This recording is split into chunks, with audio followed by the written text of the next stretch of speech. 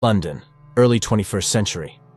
12-year-old Quinn Abercrombie arrives at his mother's workplace, where she works on the subway construction, to inform her that his scholarship application has been rejected. Now the woman has to figure out where to find the funds. At that moment, one of the workers informs them that one of the tunnelers has stumbled upon a cave. Quinn heads to the scene, and while the workers try to investigate the issue, he ventures into the newly discovered passage.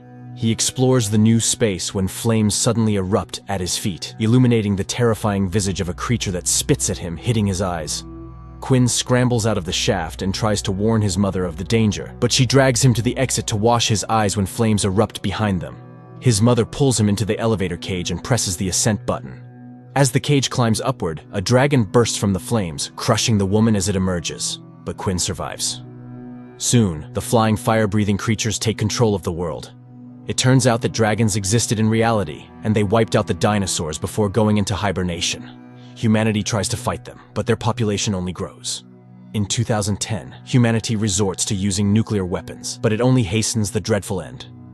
By 2020, Earth lies in ruins, and the few remaining survivors live in a medieval-like existence, devoid of the comforts of civilization. A grown-up Quinn is now the leader of a small group of survivors in England. They take refuge in a small castle in Northumberland, trying to avoid direct confrontation with the dragons. However, the dragons constantly attack, and the human population dwindles. One day, Quinn's assistant reports that one of their group members, Eddie, and his children intend to go in search of a harvest. Quinn tries to persuade the recklessness of the plan, emphasizing that it's not the right time as the dragons are active, and the harvest isn't fully ripe, which means there won't be seeds for the next planting.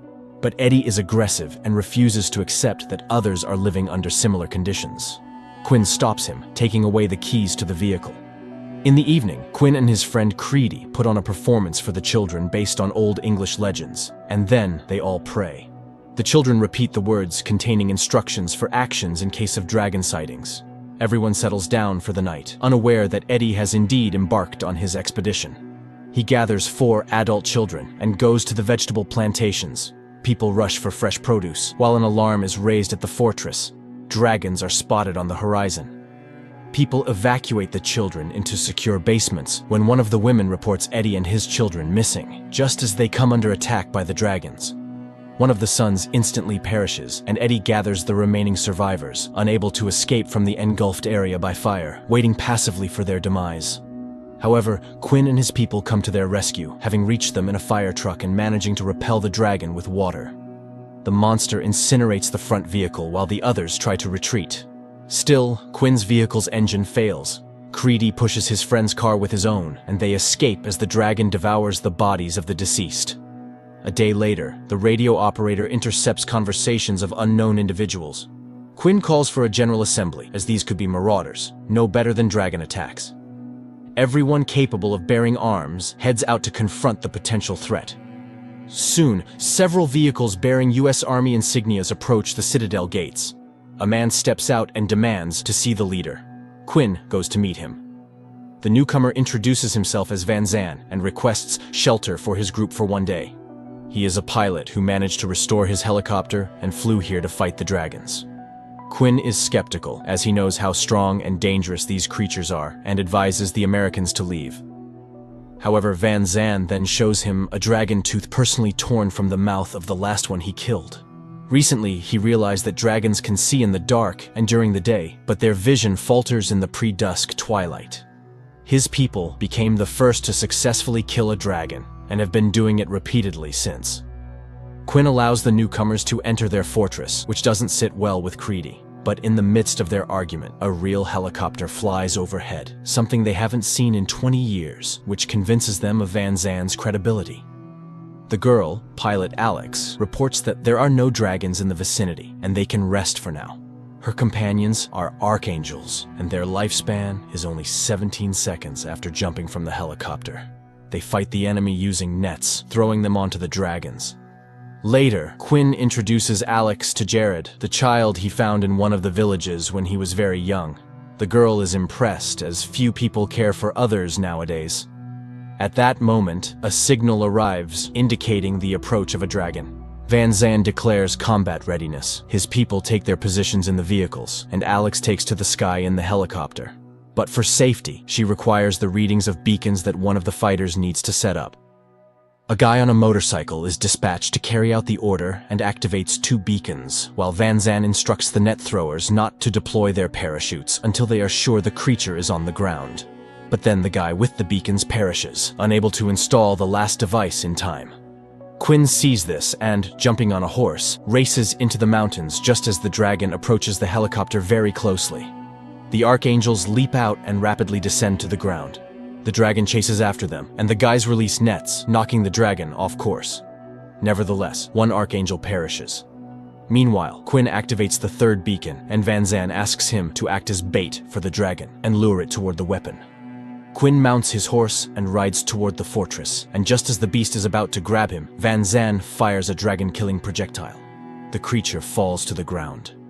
In the evening, the people celebrate this victory. However, the arrival of Van Zan dampens their spirits. He reminds them that it's too early to celebrate, especially considering the loss of his people who need a proper burial.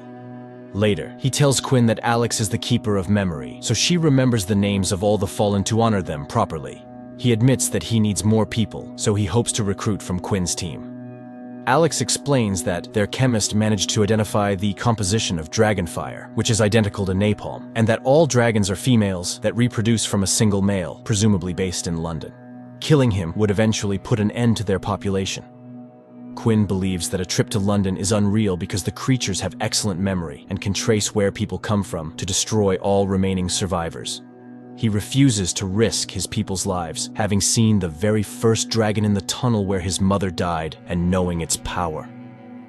At that moment, the radio operator reports that Van Zan is not following orders and is currently persuading Quinn's people to join him. The leader rushes to the platform where the American urges the men to take up arms and resist the dragons. 4 people volunteer, but Van Zan orders the strongest ones to be forcibly taken. Quinn confronts the American, and a fight ensues, which Alex interrupts. She leaves a bottle of iodine with Quinn and departs with her commander. As Quinn tends to his wound, he sees Jared packing his belongings as he intends to become an archangel.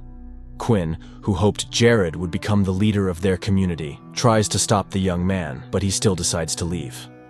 Van Zan's team sets out for London, while Quinn goes to gather firewood to burn the dragon carcass. Jared joins him, having decided to listen to the man who saved his life after all. During the night, Quinn re-examines the dragon and finds an egg, confirming the truth of Van Zan's words. At the same time, Van Zan's group approaches the outskirts of London, where they come under attack by a massive dragon, resulting in the death of nearly the entire military group. Alex calls for Van Zan, but there is no response.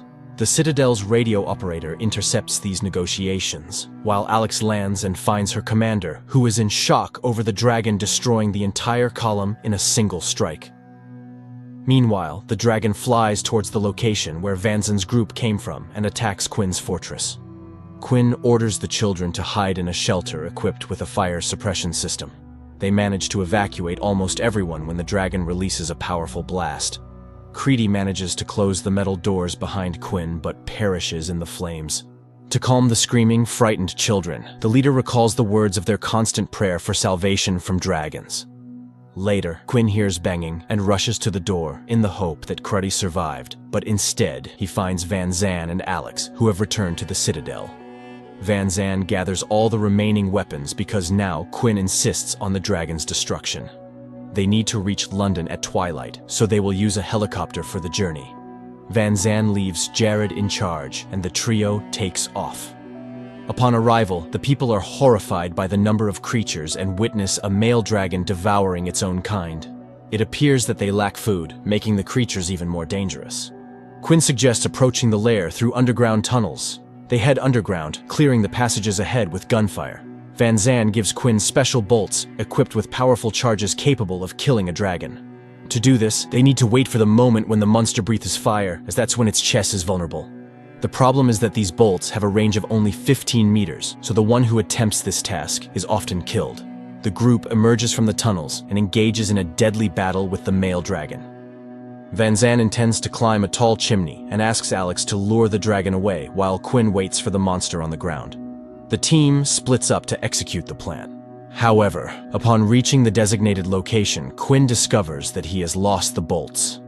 Meanwhile, Van Zan climbs up the chimney and shouts for Alex.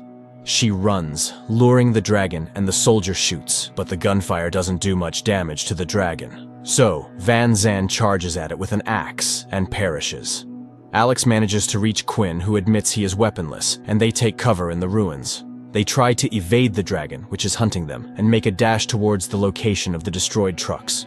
Alex spots a bolt under the bottom of one of the vehicles, and while Quinn retrieves it, she distracts the dragon.